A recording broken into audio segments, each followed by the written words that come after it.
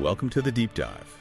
If you've ever found yourself feeling a bit of a knot in your stomach about aging, maybe worrying about your health down the line, or even just how you'd manage daily life, finances, staying independent, well, you are definitely not alone. Today, we're diving deep into the sources you shared with us, looking at how to find some mental balance, maybe some peace, during this really important stage of life. Okay, let's unpack this. Yeah, and it's so important to get that it's common, really common. Research actually shows anywhere from, say, 20 to maybe 33% of older adults feel significant death anxiety. And those numbers, they can jump even higher when things are stressful. There was this big study over 1,000 adults, and it really showed this strong link between, feeling more lonely, a general fear of getting older, and then this rise in death anxiety. But here's the hopeful part, the really encouraging thing from that research. These feelings, yeah, they're intense, but they are absolutely treatable, manageable. Okay, that's genuinely good to hear, a real reassurance. And you mentioned death anxiety, sometimes called thanotophobia, right? Could you maybe break that down a bit? Because it sounds like it's, more than just being scared of dying itself. Absolutely. It's much more complex. Yes, the fear of death is central, obviously. But thanotophobia, it's really this whole cluster of anxieties. It's not just the final moment, but worries about the process of dying, concerns about what might come after, if anything. The fear of pain, that's a big one. And of course, the thought of leaving loved ones behind. But crucially, like you pointed out from the sources, it also wraps in this deep fear of losing control, losing the ability to care for yourself, manage your own money, independence. And that practical side often really feeds into the anxiety. Right, the practical side. So when you say practical impacts, what does that actually look like day to day? How does this, deep-seated anxiety about aging or death maybe show up in ways we wouldn't expect, affecting habits or even like our bank balance? It really can. And sometimes in pretty counterintuitive ways. We might see things like a drop in self-care. People get overwhelmed by these fears and maybe stop looking after their health, or even basic hygiene sometimes. Or you see financial avoidance kick in. You can go both ways. Some might spend recklessly, sort of a I won't be here long anyway thought, while others hoard money, stuck in catastrophic thinking about the future. And the real paradox, this same fear can make people put off the essential planning, making a will, setting up healthcare directives, which are the very things that could actually give them peace of mind. It's a real double-edged sword. Wow. That's fascinating, how fear can actually lead to actions that make things less secure. So, okay, that's the problem. How do we start tackling these really practical worries about self-care, about financial stability? Well, the powerful thing we see is how taking even small practical steps can almost rewire our emotional response. It shifts you from just feeling scared passively to feeling more active, more empowered. For self-care, it's often about understanding that keeping up good routines, focusing on small wins each day that improves your quality of life now, gives you structure, self-respect.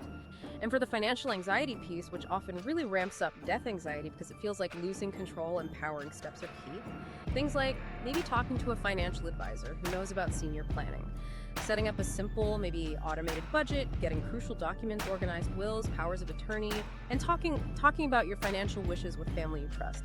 Doing it early. Just taking charge of those practical things often quietens that bigger existential dread quite dramatically. That connection, practical control leading to peace of mind.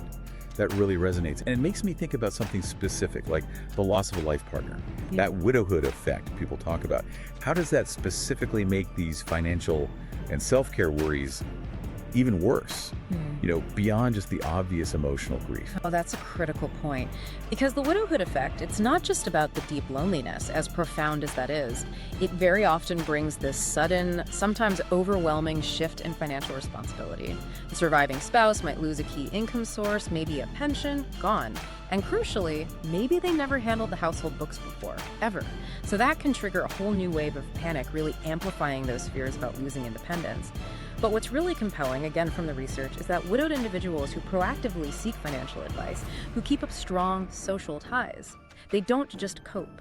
They often find this remarkable new confidence. It just highlights again how powerful proactive steps and support networks can be. Yeah, that really seems to tie it all together, doesn't it? It feels like building that real mental balance, that comprehensive peace, need both sides of the coin, the emotional work and the practical steps. Exactly. And when you think about how to bring this into daily life, it can be small things.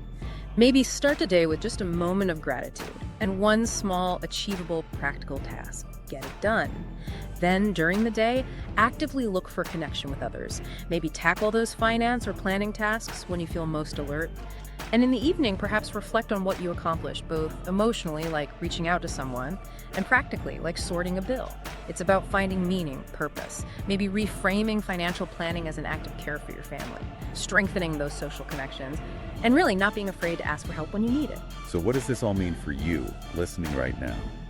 Ultimately, tackling these fears about death and aging seems need that blend the emotional side and the practical preparation.